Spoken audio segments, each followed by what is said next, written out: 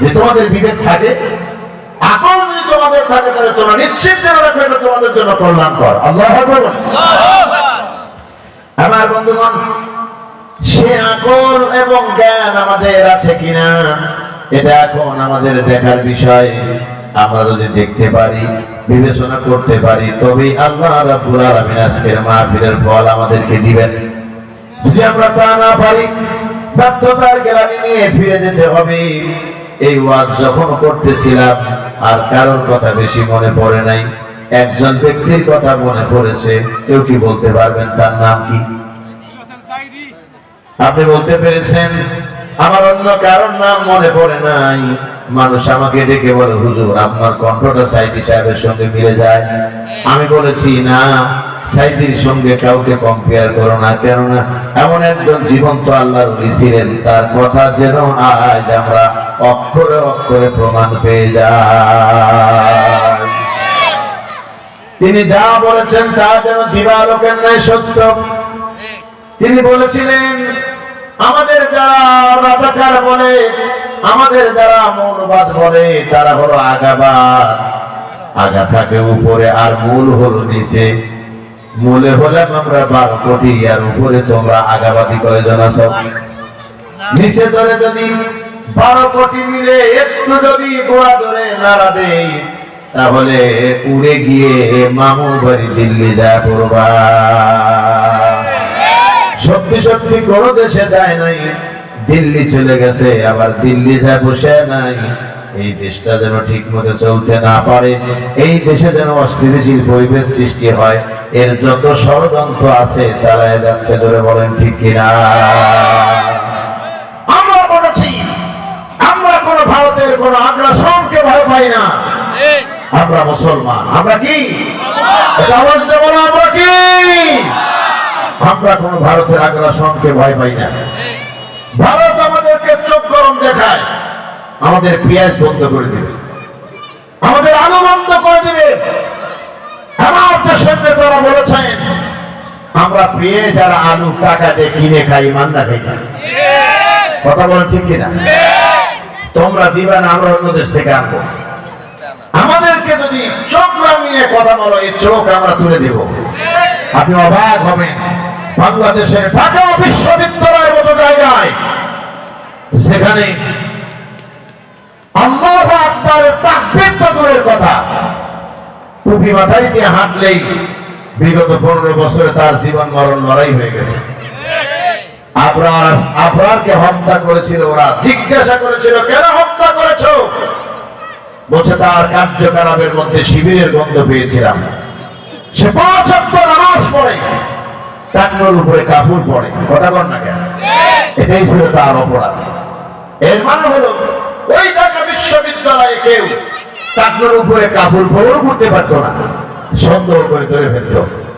সেই বিশ্ববিদ্যালয় এখন ঘোষণা হচ্ছে, আমার দেশের ছাত্র ছাত্রীরা তারা বলতেছে, আমরা ভারতের আগ্রাসনকে রুখে দিব। আমরা কিছুই চাই না, আমাদের দেশ রক্ষার জন্য জিহাদের কোন বিকল্প আমরা ভাবি না। আল্লাহু আকবার। তারা বলতেছে, আল জিহাদ, আল জিহাদ, আল জিহাদ। আল্লাহু আকবার মুখে আসবে না। আমরা বলেছি আমাদের অস্ত্র নাই, এটা ঠিক। আমাদের লাঠির কোনো কমতি নাই। আমাদের দেশে গদারি কাঠের বাগান আছে। কি কাঠের বাগান আছে? এটা আওয়াজ দিয়ে বলেন তো, কি কাঠের বাগান আছে? গদারি কাঠের বাগান আছে। দল মত জাতি ধর্ম বর্ণ নির্বিশেষে আমরা যদি এই 18 কোটি প্রায় মুসলমান এবং জাতি ধর্ম বর্ণ নির্বিশেষে, বেশি কথা বললে একজন করে গদারি কাঠের লাঠি নিয়ে আর সামনে শহীদ পৃথিবীর বাঁশের কেল্লা দিয়ে ভারতকে পিটিয়ে আমরা ঠান্ডা করে দিতে পারবো। কথা বল না কেন? আমরা কি ভয় পাই? চিল্লা বলেন, ভয় পাই? আল্লামা সাঈদী রহমাতুল্লাহ আলাইহি বলেছিলেন, কাপুরুষের মতো 500 বছর বেঁচে থাকার মধ্যে কোনো সফলতা নয়, বরং সিংহের মতো 1 ঘন্টা বাঁচতে চাই, আর সেই বাঁচা যেন বাঁচার মতো হয়। আমরা মাথা উঁচু করে বাঁচতে চাই, বাতিলের কাছে মাথা নত করে নয়। বলেন ঠিক কিনা? আজকের মাহফিল, আজকের কোরআনের মাহফিল, এ মাহফিল ব্যর্থ হওয়ার কোনো বিষয় নয়। আপনি নিঃসন্দেহে জেনে রাখবেন, আজকের এই মাহফিল যত সময় হেলালি সাহেব কথা বলবে, ইনশাআল্লাহ আগামী দিনে ইসলামী আইন বিনির্মাণে বাংলাদেশের জন্য ভূমিকা পালন করবে ইনশাআল্লাহ। ইনশাআল্লাহ বলেন। ইনশাআল্লাহ। আপনারা কি কষ্ট পাচ্ছেন? প্রিয় ভাই সব, আমি যেন কি আলোচনা করতেছি আপনাদের কি মনে আছে? আমার বন্ধুগণ, আল্লাহ রাব্বুল আলামিন তিনি দেখে বলেছেন, যালিকুম খায়রুল লাকুম, তোমাদের জন্য কল্যাণকর, ইন কুনতুম তাআলামুন, যদি তোমরা বোঝো। এখন সেই জিনিসটা কি সেটা আমাদের বের করতে হবে। আল্লাহ এক নাম্বার বলেছেন, যদি তোমাদের কল্যাণ মনে করো তাহলে প্রথম নাম্বার মেনে নাও, তুমিনুনা বিল্লাহ, আল্লাহর প্রতি আন্তরিক বিশ্বাস তোমার অর্জন করতে হবে। এটা আমাদের সবাই বলেন তো দেখি, আমার আল্লাহ কয়জন? একজন। অনেকেই ভিতরে আছে বলতেছেন না, একটা আওয়াজ দিয়ে বলেন কয়জন? একজন।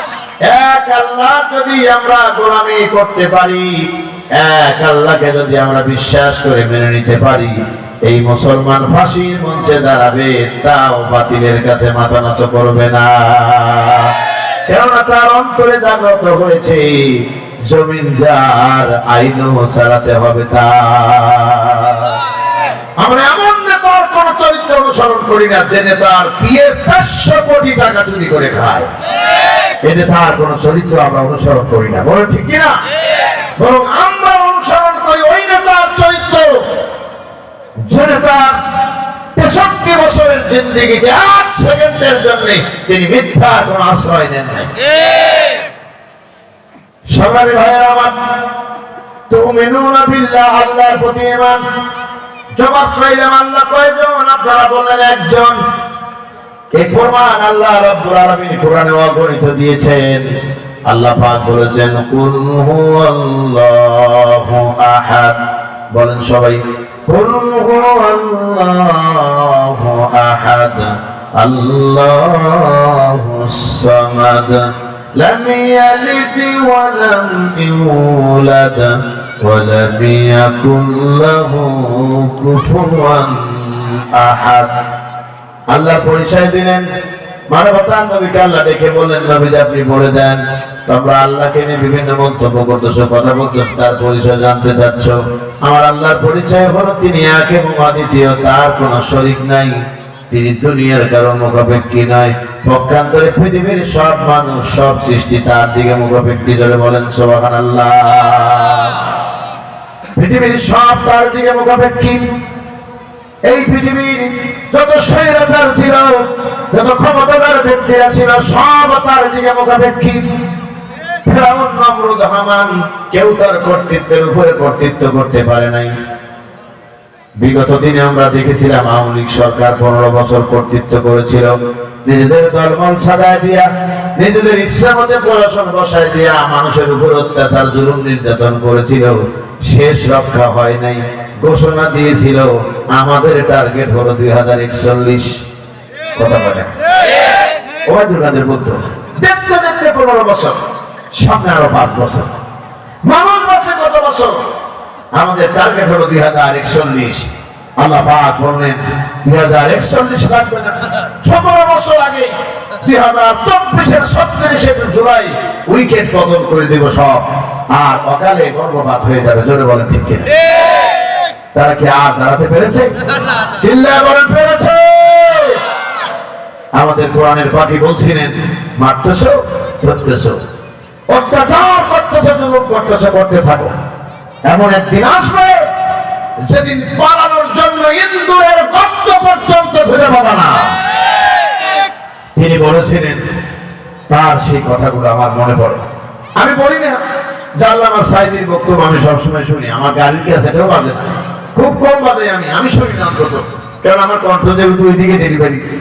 আমি এই জন্য আমি শুনি না যে নকল জিনিস বেশি দিন থেকে না, এই জন্য আমি নকল করতে চাই না। তবে তার কোরআনের তেলাওয়াত যখন শুনি মনে হয় যেন বিশ্বের কোন নামতারিক কোন কারি সাহেবের কাছে তিনি পিএইচডি করেছেন কোরআনে। আল্লাহু আকবার।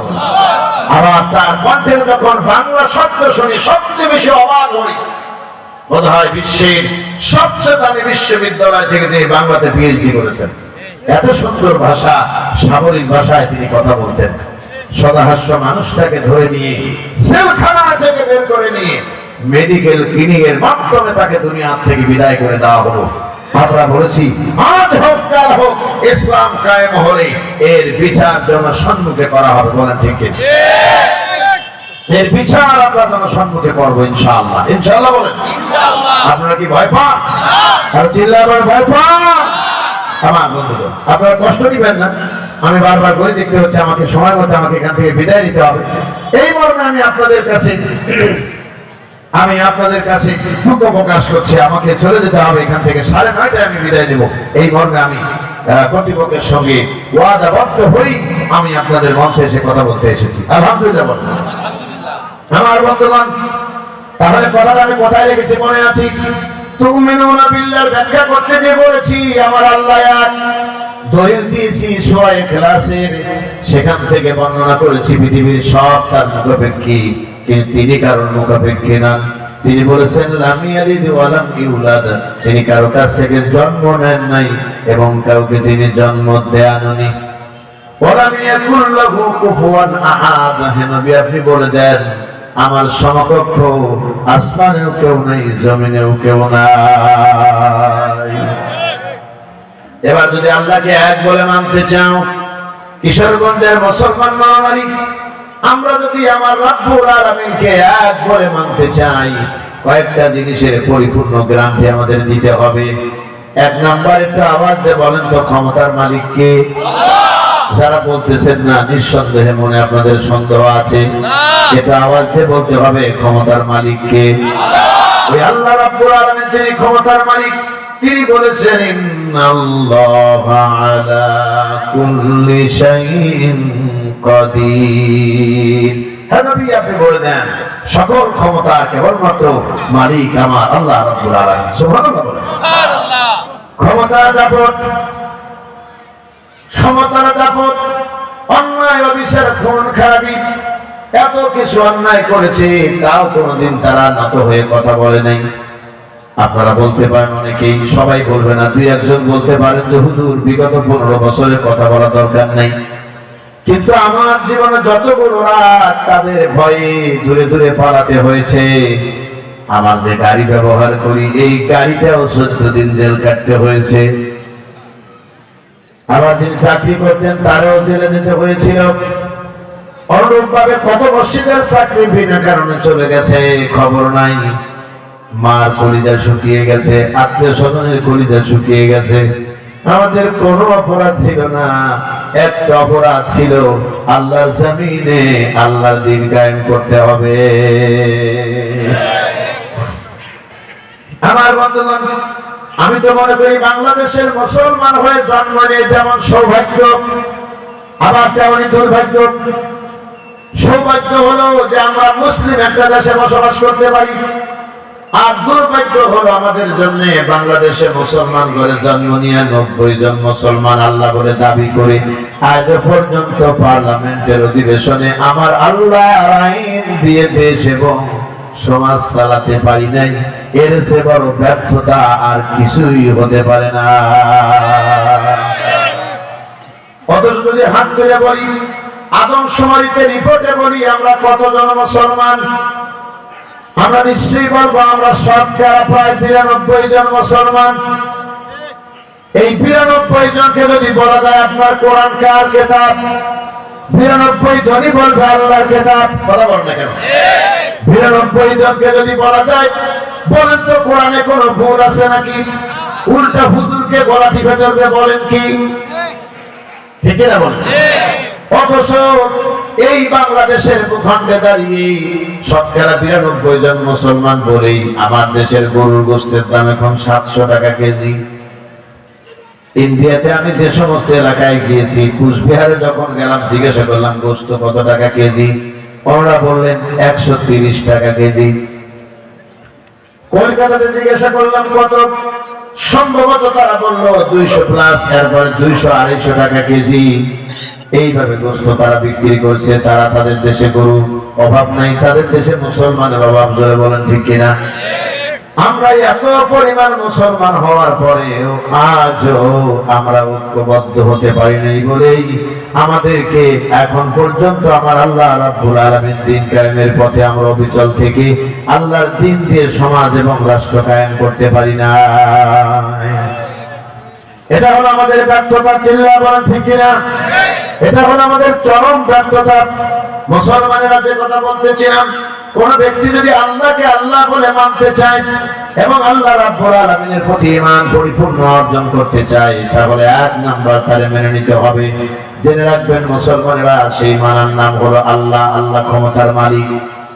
গত 5ই আগস্টে যখন আমার দেশের এক আল্লাহর ওলি ভারতে চলে গেল, তখন আমার ঈমান আগের চেয়ে একটু বৃদ্ধি পেল। আপনাদের বৃদ্ধি পেয়েছে কিনা জানি না, আমার কিন্তু বৃদ্ধি পেয়েছে। কিভাবে বৃদ্ধি পেয়েছি?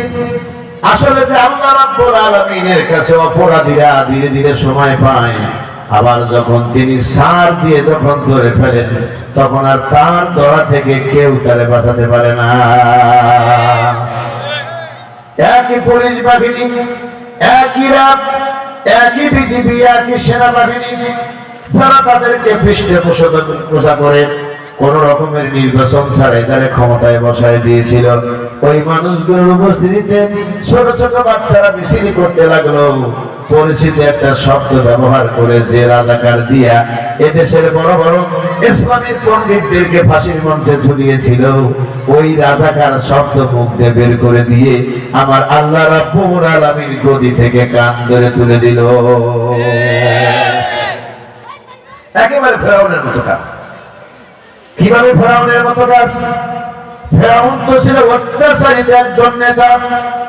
ফেরাউন একদিন সর্বশেষ আল্লাহ রাব্বুল আলামিন মুসা আলাইহিস সালামকে ডেকে বললেন, মুসা, আজকের পর থেকে ফেরাউন আর চেয়ারে বসতে পারবে না, ব্যবস্থা করব আমি। সুবহানাল্লাহ বলুন। আল্লাহ ক্ষমতা আছে তো? কিভাবে করবেন তিনি? মুসা আলাইহিস সালামের দল বলদের শুধু ধরে ধরে মারেন, অত্যাচার করে, জুলুম করে, নির্যাতন করে, নিপীড়ন করে।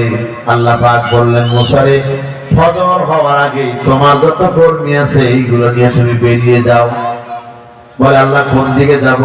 বলে, ওই যে লোহিত সাগরের দিকে যাও, ওইখানে যাও, বাকি ইতিহাস আমি করে দেবো। বলেন সুবহানাল্লাহ। ফজর হওয়ার আগেই মুসলমানেরা আল্লাহর নির্দেশে রওনা দিয়েছে। ফেরাউনের সকালে ঘুম থেকে উঠে দেখে যে ছিল ফেরাউনের অফিসের কর্মী সেও নাই, অফিসের পিয়ন ছিল সেও নাই। একজন একজন করে জিজ্ঞাসা করার পরে কেউ কারো কোনো জবাব দিতে পারে না। জিজ্ঞাসা করলো, অমুকে কোথায়, অমুকে কোথায়? বলে, স্যার পাওয়া যাচ্ছে না। বলে, দেখো তো মুসা আছে নাকি? গিয়ে দেখে মুসাও নাই। বলো, অদ্ভুত ব্যাপার হলো, আমার অফিসে চাকরি করেছে মুসার দলের লোক, আমি ফেরাউন নিজেই জানি না তাদেরকে বাদ কাপড় দিয়ে ফেলেছিলাম। কথাটার মজা আপনারা বুঝলেন না? বিগত 15 বছরে আমরা দেখেছি আল্লাহ রাব্বুল আলামিন যাদের দ্বারা এই দেশে ইসলামী আন্দোলন করিয়েছেন, তারাই ওই নব্য ফেরাউনদের অফিসে চাকরি করে তারাও দ্বীন কায়েমের পথে কথা বলেছে। আমি নাটোর কোট পাড়ায় এসে রাজশাহী ডিভিশনে মাহফিল করলে নাটোর কোট পাড়ায় এসে আমি একটু ওখানে চা খাই। তা আমার বৈশিষ্ট্য ছিল যে মাহফিল শেষ বড় জামা খুলে ফেলে ছোট জামা গায়ে দিয়েছে, গায়ে দিয়ে মাথা বেঁধে যাতে না আসেন যত সহজে হেলাল হিসাবে। কথা বুঝতে পারছেন? তা পুলিশ তো আমাদের জাতীয় কি জাতীয় দুশ্মন করবো, জাতীয় সম্পদ হুজুর দেখলেই শুধু গা শুনবে। আমার বন্ধুগণ এসে দাঁড়াইছি দেখি যে পুলিশের গাড়ি, আবার বিপদে কেন কি পুলিশ ভাগে যা বসলাম। পুলিশের এক সদস্য আমার কাছে আসলো, এসে বলতেছেন, আসসালামু আলাইকুম ওয়া রাহমাতুল্লাহ। বললাম, মতলব ভিন্ন আছে নাকি? সালাম কেন দিতেছি না তোরে? কইছে, না হুজুর, আমি আপনাকে চিনি, আপনি আবুল বাসায় হেলালি না তো তুমি চেনো কিভাবে? বলে, আপনি মিঠাপুকুর রংপুরে প্রোগ্রাম করেছিলেন, সেই প্রোগ্রামের দলের সদস্য আমিও ছিলাম। সুবহানাল্লাহ। আমি বললাম, তাই নাকি? ভয় করার কারণ নাই, আমি আপনার দলেরই একজন লোক। আর একটু সহজ হয়ে গেল। বললাম, তাহলে তোমার দায়িত্ব কি? বলে, আমার দায়িত্ব হলো হুজুর, আমি এই থানার ওসি সাহেবের, আমি হলাম ডান হাত, সুবহানাল্লাহ মুখে এসো। আল্লাহ পাক ফেরাউনকে ডেকে বলল, ফেরাউন মুসা কি করেছিল, তার কর্মীরা কোথায় ছিল দেখায় দিল। ঢাকা বিশ্ববিদ্যালয়ে কোনো শিবির নাই। দেখা গেল তখন শিবিরের যখন উত্থান হলো, দেখা গেল এই বিশ্ববিদ্যালয়ের সবচেয়ে মেধাবী ছাত্ররা হলো ইসলামী ছাত্র শিবির। বলেন ঠিক কিনা? আমার বর্তমান ফেরাউনকে এই অবস্থা দেখে ফেরাউন পাগল হয়ে গেল। দেখে বলল, আমার পক্ষে আর এখানে থাকা সম্ভব নয়, তাড়াতাড়ি মুসাকে ধর। তার দল কোথায় গেল? দল ওই যে আল্লাহ মুসাকে বলে দিছে, মুসা আজকে যদি একটু চেয়ার থেকে ওঠে আর বসতেও দেব না। উঠে রওনা দিয়েছে, লক্ষ লক্ষ সেনাবাহিনী নিয়ে মুসাকে ধরার জন্য রওনা দিয়েছে।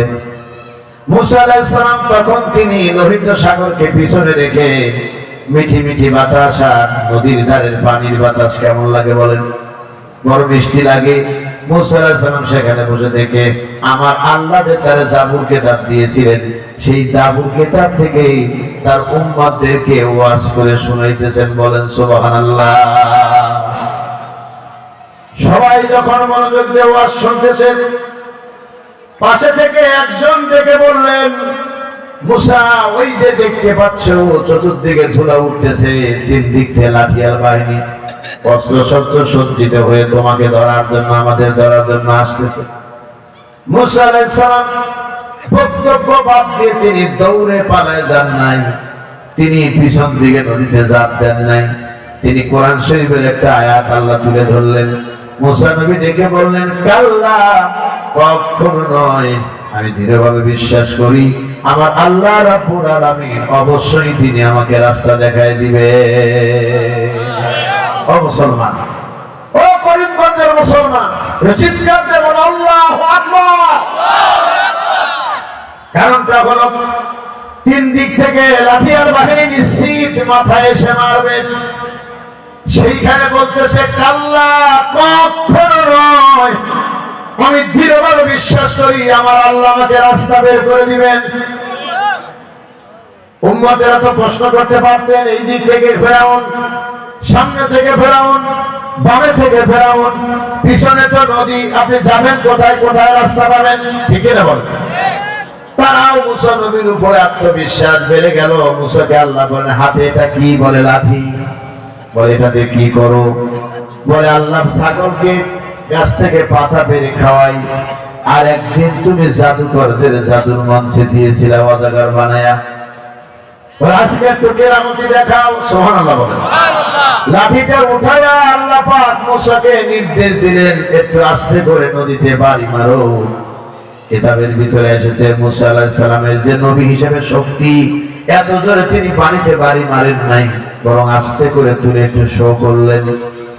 এমন ভাবে আল্লাহ রাব্বুল আলামিন 12টা প্লেন শীতের রাস্তা আল্লাহর নির্দেশে করে দিলেন। ঈমান বৃদ্ধি পাবে, ঈমান বৃদ্ধি পাবে মুসলমানেরা। রাস্তা হয়ে গেল কয়টা? 12টা প্লেন শীতের রাস্তা। মনে হয় যেন এই মুহূর্তে সীসা দিয়ে ঢালাই করেছে। কিতাবের ভিতরে এসেছে এক রাস্তার মাঝখানে আর একটা যে রাস্তার যে ব্যারিকেড ছিল, অর্থাৎ বাউন্ডারি ছিল, মনে হয় যেন সাদা কোনো পাথর দিয়ে ঢালাই করে দেওয়া। মুসা নবী তার দলবল নিয়ে পানির ভিতরে ঢুকলেন। ঢুকে মাঝামাঝি যেই চলে গেছে, ফেরাউন তখন নদীর ধারে এসে দেখে আমার দেশ এত উন্নয়ন কিভাবে হয়েছে, সব জায়গায় চোরবাট ফাটে ভরা, আর আমার দেশে এত উন্নয়ন কেমনে হলো? কথা কথা আমাদের বিগত বছরের নেতারাও বলেছিল, এলিভেটেড এক্সপ্রেসওয়ে করেছি, পদ্মা সেতু করেছি, বঙ্গবন্ধু টানেল করেছি, 4 লেন রাস্তা করেছি, জ্বালা অন্তর্জ্বালা। কথা কয় এইভাবে বলেছিল। এত কিছু উন্নয়ন করার পরও পরিশেষে যখন বিদায় দিল, সেনাবাহিনীরা বলল, আপা তাড়াতাড়ি ওঠেন, দুপুরের ভাত খাওয়ার সময় নাই, রিজিক এখন ভারতে। কথা বলেন না কেন?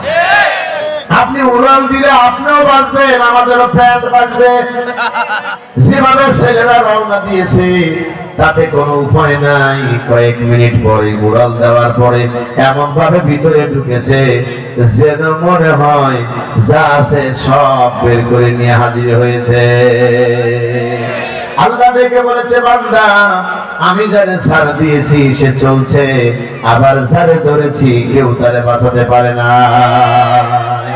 ওই আল্লাহ আছে না নাই?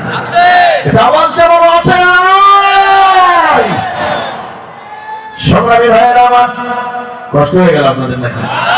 আমার বন্ধুগণ, আমি আপনাদের অনুরোধ করে বলছি, মেহেরবানি করে কিছু মনে নিবেন না। আমার আবু বকর ভাই কষ্ট করে আমাকে ইনভাইট করেছিলেন, সেই দাওয়াত আমি গ্রহণ করেছিলাম। আপনারা কষ্ট পাইছেন নাকি? দাওয়াতে আসতে পেরে নিজেও যেমন গর্বিত, আপনাদের পেয়ে আরো বড় আনন্দিত, কারণ এটা সেই মাঠ যেখানে আধা ঘন্টা আমাকে বক্তব্য দিতে দেয়নি। বাতিল পক্ষীরা সেদিন আতঙ্ক মনে করেছিল বোধহয় মৌলবাদ কায়েম হয়ে গেল, মনে হয় আল্লামা সাঈদী জেল থেকে বেরিয়ে আসলো, কিন্তু আসলে সে কোনো কথা নয়। মূল কথা হলো, যারা সমাজের বুকে অন্যায় অবিচার খুন খারাপি করে তারা চায় না অন্যায় দূর হয়ে একটি সুন্দর সমাজ হোক। সংগ্রামী ভাইয়েরা আমার, তাহলে আমরা কথা বলতেছিলাম কয় নাম্বার? 1 নাম্বার হলো আল্লাহর প্রতি বিশ্বাস করতে হবে, ক্ষমতার মালিক কাকে মানতে হবে। এবার 2 নাম্বার, কেউ যদি আল্লাহকে মেনে নিতেই চায়, 2 নাম্বার হলো গায়েবের মালিক তারে মানতে হবে।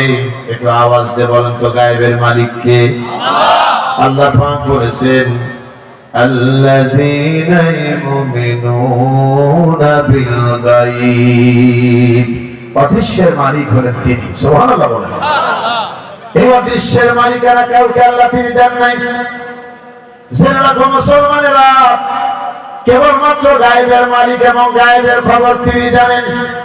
পৃথিবীর কোন নবী রাসূল, কোন ওলি আল্লাহ, কোন পীর বুজুর্গ কাউকে আল্লাহ পাক এই দায়িত্ব দেন নাই। কেননা হেদায়েতের দায়িত্ব কেবলমাত্র আল্লাহ রেখেছেন। বলেন ঠিক কিনা? আল্লাহ পাক ডেকে বলেছেন, ইন্নাকা লাতাহদি মান আহবাবতা। হে নবী, আপনি ইচ্ছে করলেই কাউকে হেদায়েত দিতে পারবেন না। হেদায়েত দেওয়া না দেওয়ার কেবলমাত্র ইখতিয়ার আমি আল্লাহ। আমি আল্লাহ যাকে ইচ্ছে করি হেদায়েত দেই, আমি তাকে ইচ্ছা করি আমি আল্লাহ তাকে গোমরাহের পথে ছেড়ে দিই। বলে ঠিক কিনা? সুতরাং মনে রাখো মুসলমানেরা, আমরা হক্কানি পীরদের পক্ষে, হক্কানি আল্লাহ ওলিদের পক্ষে, হক্কানি উলামায়ে কেরামের পক্ষে।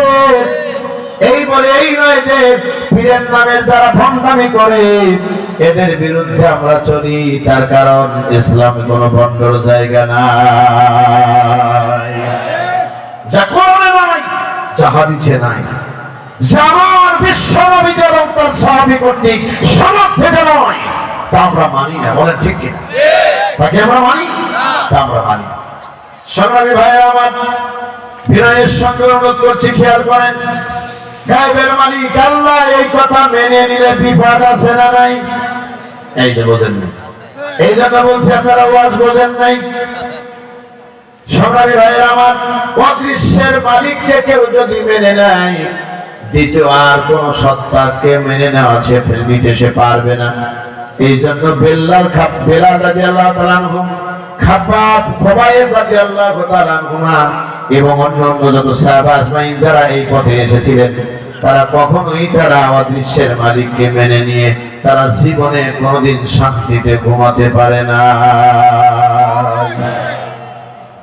এখনো যদি আপনি সমাজ পরিবর্তন করতে চান, খেয়াল করবেন, এখনো যদি আপনি সমাজ পরিবর্তন করতে চান, এই সমাজের মানুষের আইন বাদ দিয়ে যদি আল্লাহর আইন কায়েম করতে চান, আপনি দেখবেন সমাজের আপনি ঠিক মতো হাঁটতে পারবেন না।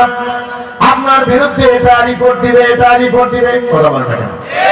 আপনার বিরুদ্ধে বিভিন্ন রকমের কুৎসরটনা করবে। তবে মনে রাখবেন, সবকিছুর আগে বিজয় হবে ইসলাম ইনশাআল্লাহ। আগামীর দিনে যদি ইসলামের দেশে কায়েম হয়ে যায়, চুরির রাস্তা বন্ধ করে দেওয়া হবে ইনশাআল্লাহ। ইনশাআল্লাহ, ইনশাআল্লাহ। খাদ্যে কোনো ভেজাল দেওয়ার কারণ শক্তি থাকবে না, ওজনে কম দিতে পারবে না। মদের দোকান সিল করে দেওয়া হবে, পতিতালয়গুলো বন্ধ করে দেওয়া হবে। বলে ঠিক কিনা? আর বেপর্দা বেহায়া মহিলা পর্দার মধ্যে আসতে বাধ্য করা হবে। ঠিক কিনা বল? আমবাগান কলা পরকীয়া চলবে না, এটি বন্ধ করে দেওয়া হবে। আমার দেশে কিশোর গ্যাং সৃষ্টি হতে পারবে না, আমার দেশের সন্তানরা হবে সোনার ছেলে। আল্লাহু আকবার বলেন। কেননা ওদের রক্তের ভিতরে আগামী দিনের ইসলামের বিজয়ের স্বপ্ন পরিলক্ষিত হচ্ছে। আমরা 24-এর বড় বিজয়ে দেখেছি এই কোমলমতি বাচ্চারা তারা জীবন দিয়েছে। কথা বলেন না কেন? স্কুলের ছোট বাচ্চারা তারা দৌড়ে গিয়েছে চিৎকার দেওয়ার জন্য। বলছে তুমি বের হয়েছে কেন? বলে আমার ভাইয়া ফিরে আসে নাই, আমার ভাইয়া বিক্ষোভে গিয়েছে বলে আমি এসেছি। মহিলাকে জিজ্ঞাসা করা হয়েছে তুমি এসেছো কেন? বলে আমার ছেলে যেখানে আন্দোলনে, আমি মা হয়ে সেখানে ঘরে কিভাবে থাকি। সুবহানাল্লাহ বলেন না মিয়া? এটা আল্লাহর রহমত ছিল, বলেন ঠিক কিনা? এই জন্যই বলতে পেরেছিল এক কথায় এক দাবি, হিন্দুস্তানে কবে যাবি, এই স্লোগানের সামনের দিকে এগিয়ে গিয়েছিল। নারায়ে তাকবীর, আল্লাহু আকবার আওয়াজের স্লোগান প্রকম্পিত হয়েছিল গোটা বাংলার ভূখণ্ড জুড়ে। যে মূর্তিকে নিষেধ করার জন্য বলার কারণে এদেশের হাজার হাজার আলেমকে জেল খাটতে হয়েছিল। মামুনুল হক সাহেব সহ অসংখ্য আলেমকে নির্যাতনের স্টিম রোলার পোহাতে হয়েছিল। সেই মূর্তি 5 তারিখে আমরা দেখেছিলাম মূর্তির গায়ের উপরে মানুষ উঠে দাঁড়িয়ে পেশাব করে দিচ্ছে। আমার তখন মনে পড়েছে সূরা বানী ইসরাঈল আয়াতের কথা। আল্লাহ পাক বলছেন সত্য আগত মিথ্যা বিচারিত। বলেন ঠিক কিনা? সংগ্রামী ভাইয়েরা আমার, আমি আপনাদের দৃষ্টি আকর্ষণ করছি। কষ্ট হয়ে গেল না? প্রিয় বন্ধুগণ, এইভাবে দেশ এবং জাতির মানুষ বিজিত হলো। ইসলাম যদি কায়েম হয়ে যায় তাহলে আশা করি আমরা সবাই অধিকার ফিরে পাবো।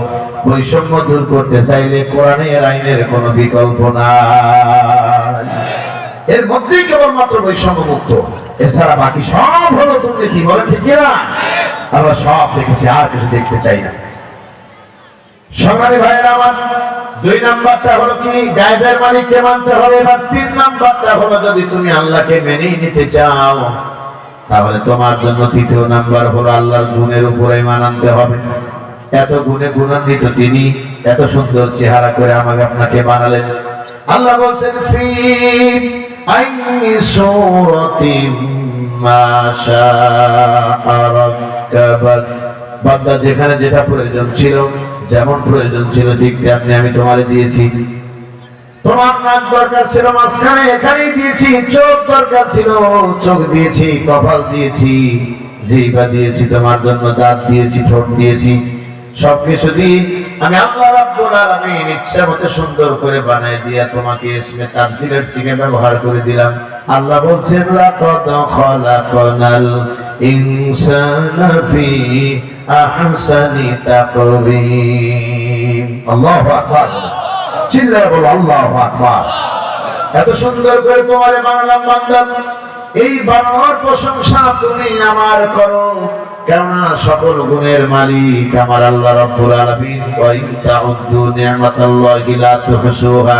বান্দারা যদি নিয়ামতকে গুনতে থাকো, গুনতে গুনতে ক্লান্ত হয়ে যাবে, তবু আমি আল্লাহ রাব্বুল আলামিনের নিয়ামতকে গুনে পুরাতে পারবে না। এত নিয়ামত আমি তোমাকে দিয়েছি। সংগ্রামী ভাইরা আমার, ওইদিকে আমি লম্বা করতে পারলাম না। এরপরে আল্লাহ রাব্বুল আলামিন তিনি আমাদেরকে বলেছেন, কি বলেছেন বলবো? 4র্থ নাম্বার হলো আল্লাহর হুকুম হাকাম মানতে হবে। যা আদেশ করেছে কোরআনে তা মানো, যা নিষেধ করেছে তা পরিহার করো। ঠিক কিনা বলেন? সুতরাং এই আল্লাহর আদেশকৃত আয়াতের সংখ্যা অর্থাৎ বিধান সম্মিলিত আয়াতের সংখ্যা হলো পুরো কোরআন শরীফে 500টি।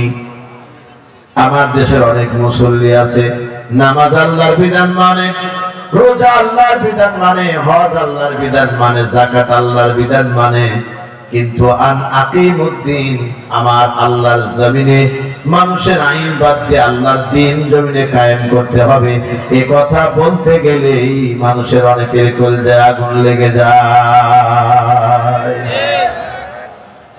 সংগ্রামী ভাইয়েরা আমার, মানুষ কি তার দিকে একবার নজর করে দেখে না যে আমি আল্লাহ রাব্বুল আলামিন ইচ্ছা করলে তাই কি করতে পারতাম আর কি বানাই দিয়েছি। আলোচনা আমি দীর্ঘ সময় করতে পারলে তার ব্যাখ্যা আমি সেইভাবেই করতাম। আমি সেই দিকে যাচ্ছি না। মুসলমানেরা, দিন জমিনে কায়েম করতে হবে, এর ভিতরে কোনো সন্দেহ নাই। মানুষের তৈরি করা আইনকে কবর দিয়ে এক আল্লাহর আইন জমিনে বাস্তবায়ন করতে হবে। যদি করতে পারি আমরা এ দুনিয়ায় শান্তি পাবো, পরকালে মুক্তি পাবো। আল্লাহ পাক যেন আমাদের তৌফিক এনায়েত করেন। জোরে বলেন আমিন। এর জিকির করেন লা ইলাহা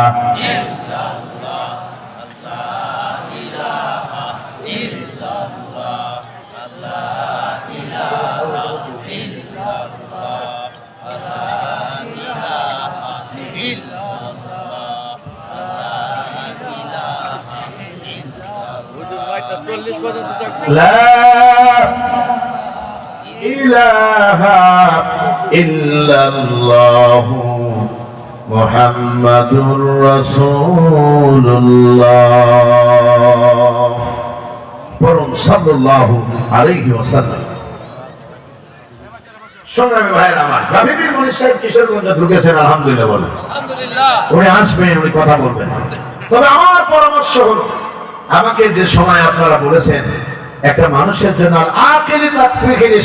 জ্ঞানীর জন্য ইশারাই যথেষ্ট, সুতরাং আমাকে আপনারা বলেছেন আমি আপনাদের 10 মিনিট সময় যদি দিতে যাই তাহলে আমার অন্য দিকের মান অনেকটা ক্ষুণ্ণ হয়ে যায়।